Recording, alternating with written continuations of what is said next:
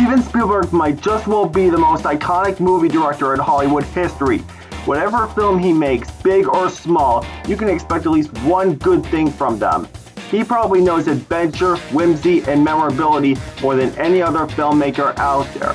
One of his movies is the one I'll be reviewing here on The Mascot Wizard today. That movie is called Ready Player One. Believe it or not, this was actually the first Spielberg movie I ever saw in theaters. Although I don't think it was the first in general I saw. I think the first was Saving the Adventures of Tintin, but I could be wrong. Anyway, based off of the Ernest Cline book of the same name, this was the third hardest movie that Steven Spielberg ever worked on behind Saving Private Ryan and Jaws. As he's been working on this film for 8 years. Let me repeat that. 8 bleeping years! That might be 1 year earlier from the original book's release. So with that said, let's put on our virtual reality headsets and see what the world of the Oasis from 2018 has in store for us.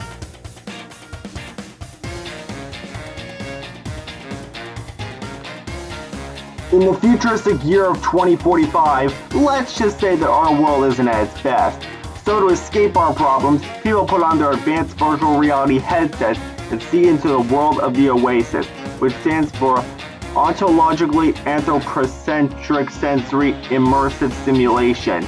It's a place where you can do anything other than eat, drink, sleep, and use the bathroom. This fantasy world was created by the late James Halliday, who before he died left behind a challenge to find 3 keys hidden in 3 challenges in order to find an Easter egg, earn $500 billion, and take over the Oasis. Yep, no need to take over the world anymore. You just need to rule a complete fantasy universe and you're all set.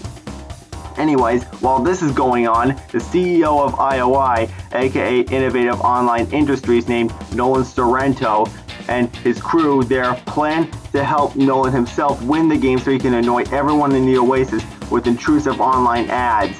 The group of heroes we follow in this adventure is called the High Five, which consists of Wade Watts, aka Parzival, who is the main character by the way, Samantha Cook, aka Artemis, Helen Harris, aka H, Zoe, aka Sho, and Toshiro, aka Daito. Can they succeed in winning the game and outwitting the IOI while a massive tidal wave of pop culture references ensue? You'll have to watch the movie to find out! Good! You know, for a big budget Hollywood blockbuster, they really made the most with the amount of money they were given. This movie is a celebration of all things popular culture. Forget Ready Player One, this movie should have been called Easter Egg the Movie, because that's exactly what this is.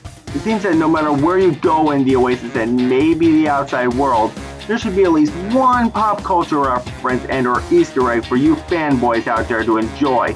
I like how some of them even play a role in the film's plot, which I could totally appreciate. I like the movie's message on how people can get so consumed in their technology and ignore their problems that they refuse to experience why the outside world is really worth living in no matter how bad things get. It's a message of bringing people together to fight for what they believe in. And with the way technology is evolving and the earth is changing, it's only going to become more and more relevant as time goes on.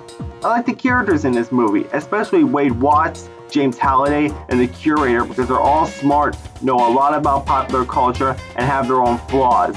All things that I can relate to. I even like how the movie requires you to remember certain things from earlier because they come back later on.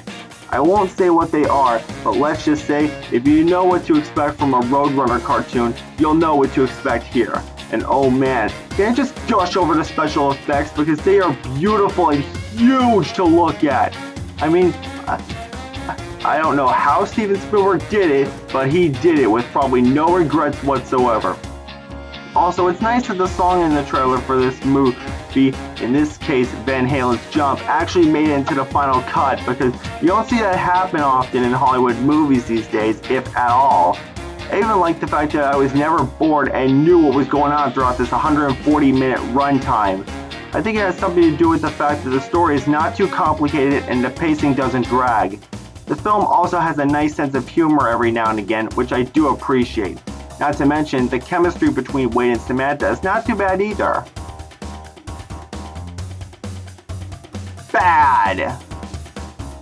In regards to issues I have with the movie, well, there are so many pop culture references here that I can guarantee you that by the time the actual year of 2045 comes, this movie will be dated by then, which is a shame because I enjoy popular culture. Another issue is that there is this character called I-Rock in the movie, and I can tell that's TJ Miller playing the character through his voice. I mean, he's not bad, his character does his job in the movie fine, but you could have had someone else voicing him, and I'm sure people will buy it. Another issue is the villain is pretty generic, even though I do like how far he's willing to go to get what he wants. And lastly, Wade Watts explains in his narration that an unnamed Gunter, which by the way, Gunters are Easter egg hunters in this universe, sorry I didn't tell you that until now, found the first key challenge for the Easter egg. As far as I'm aware, we don't get an explanation as to who that Gunter is or was, nor how he or she figured out the clue to the first key, nor how he or she found said clue to begin with. Lazy writing.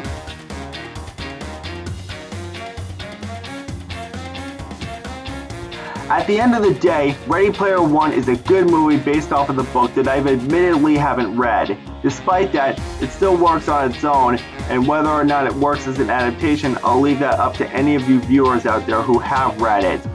This movie will unleash the inner fanboy from within you due to all the pop culture references you can find and feel nostalgic with.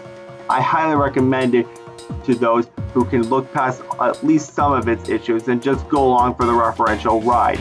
I can't wait to at least know what Steven Spielberg is going to do next as the highest grossing movie director in history.